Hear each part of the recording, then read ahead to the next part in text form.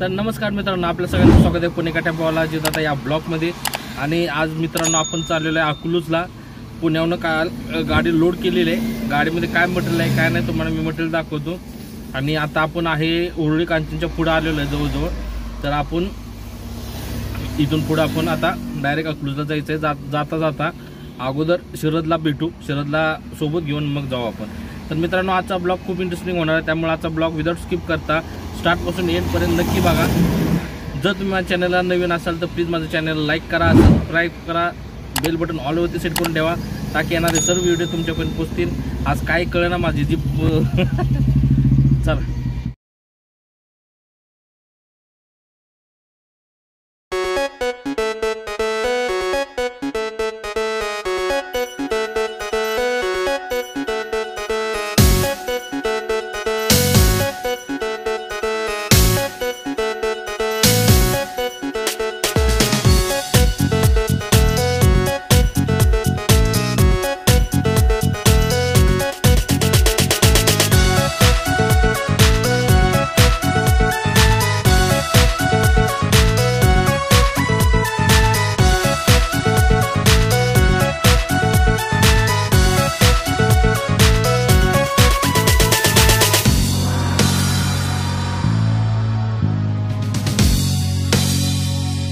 तर मित्रांनो भावाला घेतले.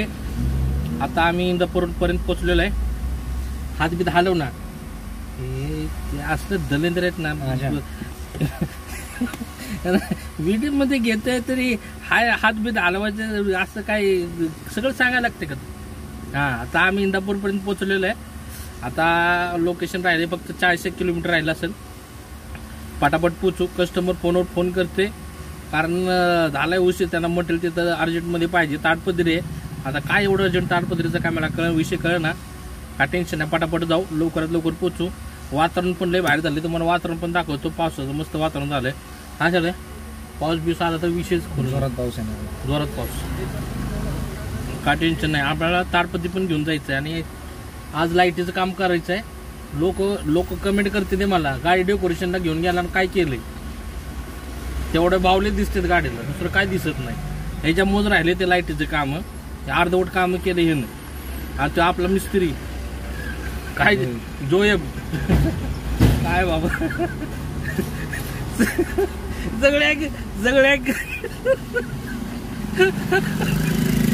सगळे तसेच भेटलेत मला. ते जोयब पण तसंच भेटला, ही पण असंच भेटले. काम काय चाललेलं आहे. आज काम करायचं आपल्याला कुठल्याही परिस्थितीमध्ये. कारण काम आहे का, शरदचं हॉटेल आहे ना, त्या हॉटेलच्या समोर ते लाईटवाला आहे जे लाईट जॉईन करून देणार आहे. तर आम्हाला आता हे मटेरियल खाली करून पटापट संध्याकाळी लवकर पोहोचायचं आहे आम्हाला 6-7 वाजेपर्यंत आणि ते काम करायचंय. तर चला पटापट लवकर जाऊ. कशामध्ये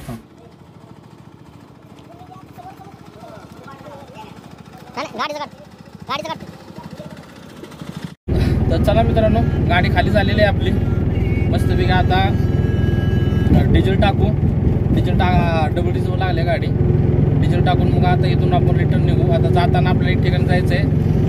जाताना शरदचं आजोळ लागतं, तिथं जायचं आपल्याला. आणि तिथं जाऊन मग दर्शन करून तिथं देवाचं दर्शन करायचं आहे. दर्शन करून मग आपण तसं पुढे जाऊ. आणि आज संध्याकाळचा एक जबरदस्त प्लॅन केलेला आहे खत्री. त्यामुळे ब्लॉग कंटिन्यू बघा, कंटिन्यू. आज तुम्हाला लय मजा येणार आहे. आज चांगले विषय खोल. तर मित्रांनो मस्तपैकी आता गाडी खाली करून बाहेर आलो आणि मग इथं नाश्ता करायला थांबलो होतो, वडापाव खायला. वडापाव असा नाद खोडा होता ना. कसा होता वडापाव? आणि किती खाल्ले शरदला? शरद किती वडापाव खाल्ले तू? 1.5. 4 वडापाव खाल्ले, 4. आणि मी 2 वडापाव खाल्लेत. केवढंच होता वडापाव ना करो. वडापाव क्वालिटी छान होती.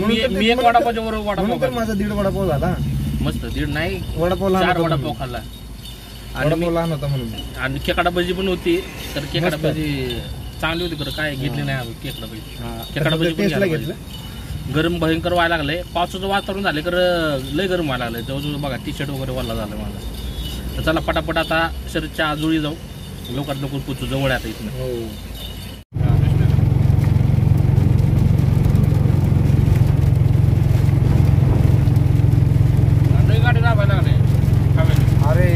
टाकी ती गाडी एवढी जबरदस्त आवाज सुटले हो पुढं.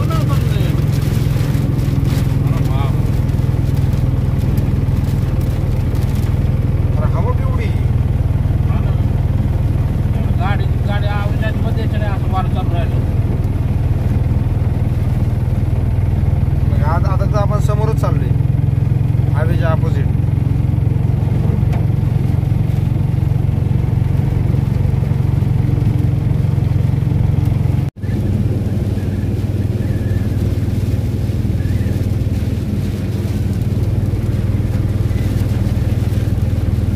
सोलापूर हायवे आला. सोलापूर हायवे आला तर काय पुढचं दिसना झालंय.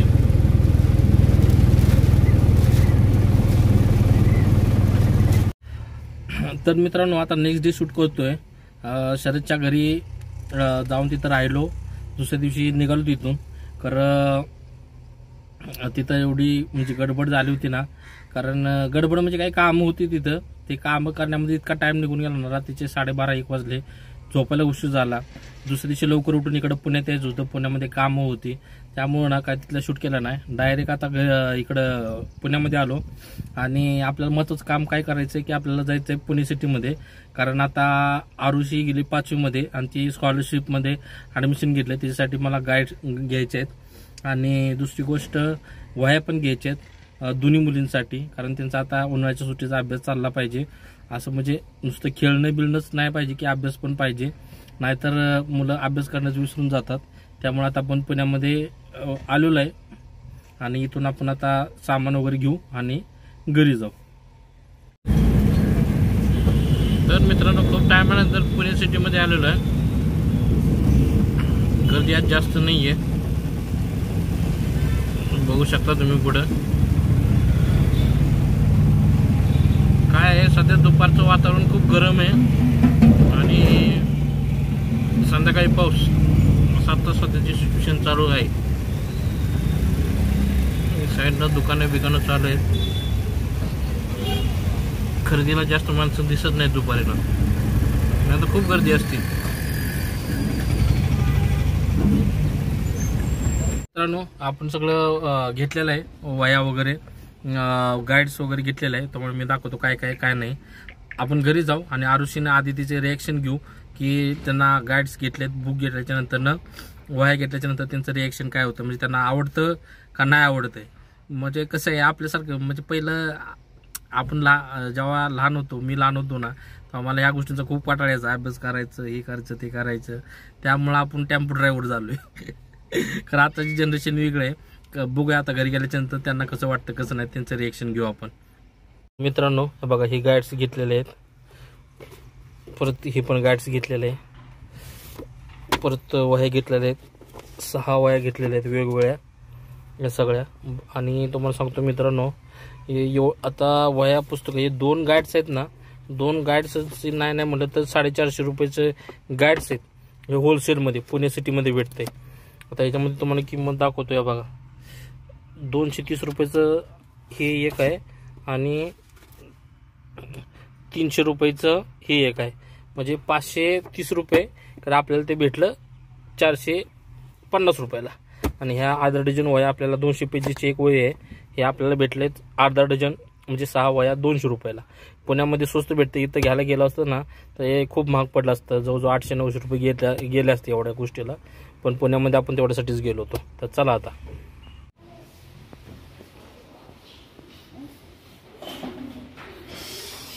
काय करताय.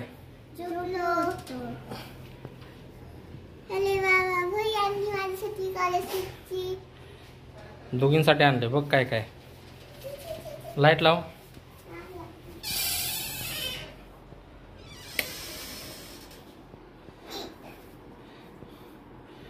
बघ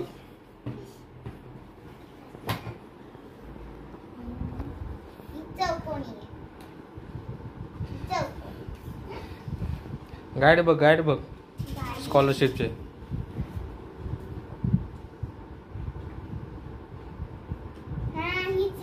बरोबर आहे ना. चला कसं वाटलं. हां हॅपी.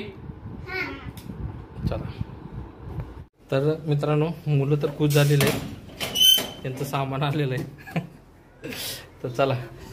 आणि मित्रांनो, आणखी एक सांगायचा महत्त्वाचा मुद्दा, पुणे कार अपघात हे प्रकरण तुम्ही आता टी व्हीवरती बघितलं असेल. जे पुण्यामधले आपले पार्टनर आहेत, ड्रायव्हर आहेत, टेम्पोवाले, सगळ्यांना पुणे कार अपघातबद्दल सगळ्यांना माहितीच असेल.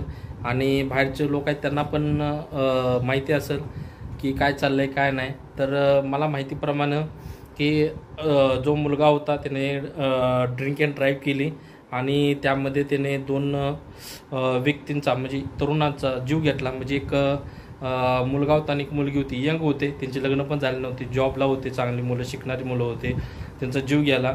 आणि त्यामध्ये असं निदर्शनास आलं की त्यांना गव्हर्नमेंट, पोलीस वगैरे त्यांना सपोर्ट करायला लागले. त्या मुलाचा जामीन झाला वगैरे अशा बातम्या येऊ लागल्या. त्यानंतर मग तो जामिनावरती सुटला. त्यानंतर मग त्याच्या वडिलांना अटक केली, त्याच्या बापाला, वडील म्हणणं पण मला बरोबर वाटत नाही, त्याच्या बापाला अटक केली औरंगाबादमधनं.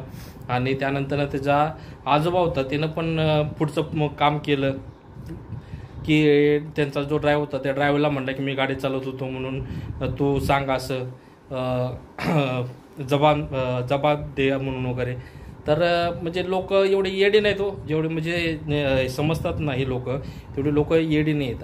तुम्हाला खरी गोष्ट सांगायची म्हणलं तर ना, रिॲलिटी खूप भयानक आहे. रिॲलिटी ना खूप भयानक आहे. आता तुम्हाला सांगतो मी, जर आपण तुम्ही जर टेम्पो ड्रायव्हर असाल, तुम्ही ड्रायव्हर असाल ना, टेम्पो, ट्रक वगैरे, तर तुम्ही रात्री जर तुम्ही सिटीमध्ये जर जात असाल ना, तर तुम्हाला गाडी साईडला घेऊन तुम्हाला एंट्री घेतली जाते. तुमच्या गाडीचे पेपर, लायसन बिसन, POC, इन्शुरन्स सगळे ओके असले ना तरी पण तुम्हाला एंट्री द्यावी लागते. तुम्ही तुमची राहणाऱ्या सिटीमध्ये सुद्धा एंट्री द्यावी लागते किंवा तुम्ही दुसऱ्या सिटीमध्ये गेला ना रात्रीचं तरी पण तुम्हाला द्यावी लागते एंट्री. आता एंट्री हा काय प्रकार आहे तुम्हाला तर काय वेगळं सांगायला नको. आणि एवढं सगळं असताना आणि मोठे ज्यांचे कार वगैरे असतात ना, चांगले लक्झरी कार असतात, ते एवढं कार असून दे, प्रायव्हेट कार असून दे, त्यांना कधी अडवणूक केली जात नाही किंवा त्यांची चेकिंग केली जात नाही किंवा त्यांना एंट्री मागितली जात नाही. म्हणून असले प्रकार घडले जातात. म्हणजे ह्याचा अर्थ असं नाही की बाबा टेम्पोवाल्यांनी, ट्रकवाल्यांनी दारू पिऊन गाडी चालवावी, चुकीचंच आहे. आणि तसं शक्यतो कोणी करत नाही. जर करत असतील तर त्यांनी असं काय करू नका, कारण कायदा कुणाला सोडत नाही आणि कायदा काय सोपा नाही आहे. एकदा जर कायदा पाठीमागे लागला ना, अख्ख्या घरादाराची वाट लागून जाते मित्रांनो. हे वास्तव आहे आणि हे बघतोय आम्ही. आणि माझं सगळ्यांना एकच विनंती आहे की आपल्या गाडीचे पेपर ओके ठेवा, नंबर प्लेट गाडीला असले पाहिजेत, लायसन्स पाहिजे, याच्या इन्शुरन्स पाहिजे, पासिंग पाहिजे. याच्या व्यतिरिक्त तुम्ही गाडी चालवू नका. 2 पैसे खर्च होतील, खरं तुम्हाला पुढचा जो तुमचं मोठा जो त्रास होणार आहे तो तुम्हाला होणार नाही. लोकांना ते वाटत नाही, कारण त्रास झालेला नसतो म्हणून. जेव्हा तुम्ही त्या त्रासामध्ये जाता, तुम्ही असलं काय तुमच्या हातनं जेव्हा घडतं त्यावेळेस तुम्हाला कळतं की बाबा अरे आपल्या गाडीचं पेपर असते ओके, लायसन असतं, नंबर प्लेट असते, तर आपल्याला आज काय तर त्यातनं मार्ग निघाला असता. कारण जे त्या माणसाने जे केलेलं आहे, त्या मुलाने केलेलं आहे ते सर्रास चुकीचं आहे. ड्रायव्हिंग तुम्ही लायसन्स पेपर ओके असून सुद्धा जर दारू पिऊन गाडी चालवली आणि असं काय कृत्य झालं तर ते गुन्हाचं आहे, गंभीर गुन्हा आहे आणि त्यामध्ये कुणालाही माफी भेटत नाही. आणि आता असं नका समजू मी तुम्हाला एक सांगतोय त्याचा वेगळा काय अर्थ घेऊ नका. सांगण्याचा उद्देश हाच आहे की हे प्रकरण पुण्यामध्ये चाललंय, आपल्या जवळच चाललंय, माझ्या जवळच चाललंय. याच्यावरती मी रोज अपडेट घेतोय, बघतोय मी काय चाललंय काय नाही. आणि त्यामध्ये नवीन अपडेट काय आली माहिती आहे का मित्रांनो, जे जेव्हा आरोपीला अटक करतात ना तेव्हा त्याच्या रक्ताचे नमुने घेतले जातात गव्हर्नमेंट दवाखान्यामध्ये, ससूनमध्ये. तर मित्रांनो आता काय सांगायचं, आपण ज्या डॉक्टरला देव मानलं जातं नाही का, त्यांच्यावर विश्वास ठेवला जातो तेच लोक विकले जातात. त्या डॉक्टरने रक्ताचे नमुने चेंज केले त्या मुलाचे, ठीक आहे. आता त्यांच्याकडे असा पुरावाच नाही की बाबा त्या मुलांना दारू पिले म्हणून, कारण रक्तच नाहीये तर ते कसं सिद्ध करणार की त्या मुलांना दारू पिलेलं आहे. रक्तामधूनच समजलं जातं रक्ताच्या चाचणीमध्ये की बाबा ह्या आरोपीनं काय काय सेवन केलेलं आहे, काय काय खाल्लंय, पिल्लंय, दारू केली, नशा केली, काय केलं त्यामध्ये समजतंय. तर हे असं म्हणजे काय बोलायचं म्हणजे हे असं सिस्टीम आहे ना, या सिस्टीमला सगळीच लोक वैतागलेले. मी पण वैतागलोय, मला माहिती आहे तुम्ही पण लोक वैतागले असाल. तर आय होप की हे सगळे सिच्युएशन बरे व्हावे आणि व्यवस्थित व्हावं आणि आपलं पुणे शहर, महाराष्ट्र, आपला इव्हन भारत देश हा कायदा सुव्यवस्थेमध्ये कधी कुणाला सूट दिली नाही पाहिजे आणि सगळी कामं व्यवस्थित झाली पाहिजे. भ्रष्टाचार कमी झाला पाहिजे महत्त्वाचं. आणि राजकीय लोकांनी हस्तक्षेप करणं सोडलं पाहिजे असल्या गंभीर गुन्ह्यामध्ये, तर काही तर लोकांना पुढे न्याय भेटल. आज तुम्ही बघायला गेला ना तर टीव्हीमध्ये तुम्हाला सगळं ते आरोपी, तो मुलगा, त्याचा बाप, त्याचा आजोबा, ड्रायव्हर, हे ते त्यांच्या लोकांचेच न्यूज दिसते ते. खरं तुम्ही ते जे एक मुलगा आणि मुलगी जे वारले, मेले रस्त्यावरती, त्यांच्या घरच्यांची परिस्थिती काय आणि काय अवस्था असेल ती कुणीही आता म्हणजे कुणी टी व्हीवर दाखवत नाही किंवा बघत नाही. एक वेळेसच आलं होतं फक्त, त्यानंतर काय मला बघायला भेटलं नाही. तर काय अवस्था असेल विचार करून घ्या. त्यामुळं दारू पिऊन गाडी चालवू नका. No drinking drive. चला, तर अशा प्रकारे आजचा व्हिडिओ आपण आजचा ब्लॉग आपण इथंच संपवू. भेटूया नेक्स्ट ब्लॉगमध्ये. आणि तुम्हाला मी सांगतो की आपण जे अकलूजला भाडं घेऊन गेलो होतो ते भाडं आपण घेतलं होतं 8,000 रुपयाला आणि खर्च आला आपल्याला 2,500 रुपये. 2 टाईम आपण डिझेल टँक फुल केली आणि बाकी टोल काही एकच टोल लागला आपल्याला जाताना. आणि बाकी काय आपल्याला बाकीचा खर्च जो आपला होता तोच, कारण आपण शरदकडे एक दिवस होतो आणि बाकीचं काय ते. तर चला मित्रांनो, आजचा ब्लॉग तुम्हाला जर आवडला असेल तर प्लीज माझ्या चॅनल लाईक करा, सबस्क्राईब करा आणि बेल बटन ऑलवरती सेट करून ठेवा, ताकी येणारे सर्व व्हिडिओ तुमच्यापर्यंत पोहोचतील. आणि चला मित्रांनो, भेटूया नेक्स्ट ब्लॉगमध्ये.